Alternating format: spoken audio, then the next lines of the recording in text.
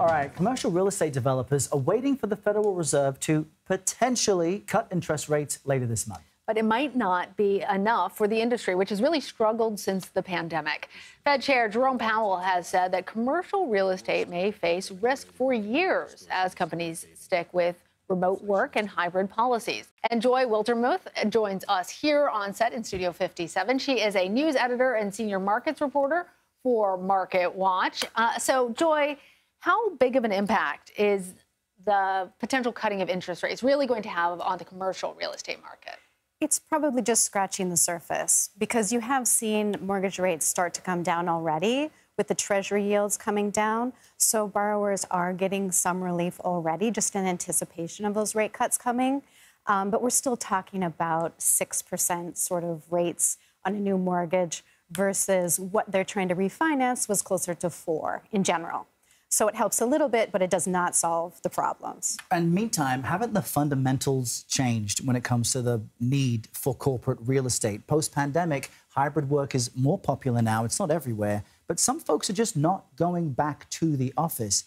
And I understand it isn't just like flipping a switch to turn a corporate property into a residential one. So what are the bigger barriers that commercial real estate is up against? So if we're talking about the office to residential conversion, there's a huge need for housing shortage in the United States, and that's a bright spot. It's a potential. What can you do with these older office buildings that really don't function? Yes, they can function as an office building, but the economics probably don't work because they're not desirable or needed. So there's been a big push at the federal government level to unleash some funding and locally, state and cities to do that. It is really hard to do. And there's perhaps estimates out there that maybe only 10% of the office buildings out there would sort of fit.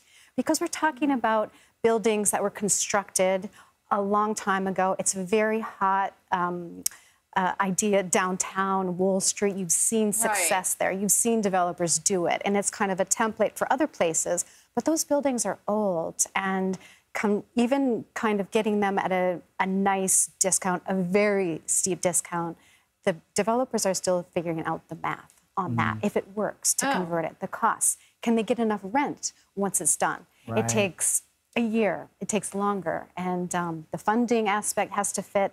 Your business plan has to fit. So this isn't going to be a quick answer. Well, Joy, I want to ask you about this really quickly because there's a potential storm brewing because the Mortgage Bankers Association says about $930 billion in commercial real estate loans are going to come due this year. What happens if developers can't pay back those loans? Well, a lot of the banks, because a lot of that debt is sitting at banks, the banks have been trying to work with borrowers, extend, try to find a modification, trying to get more equity in because real estate prices for commercial buildings, multifamily, office, they have fallen. So you're at a lower level of a value than when that mortgage that's coming due. Right, they're underwater. They're maybe not underwater, but they only have a little bit of equity. Do I stick with it? Do I not at this point? That's what a lot of developers are trying to figure out.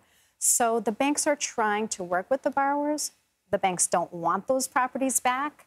There's lenders out there saying, I can do gap financing. There's a lot of creative things they're trying to do.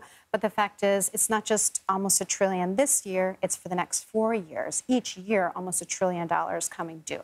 Yikes. Wow. All right, Joy Wiltermuth, thank you. Thank you for having me.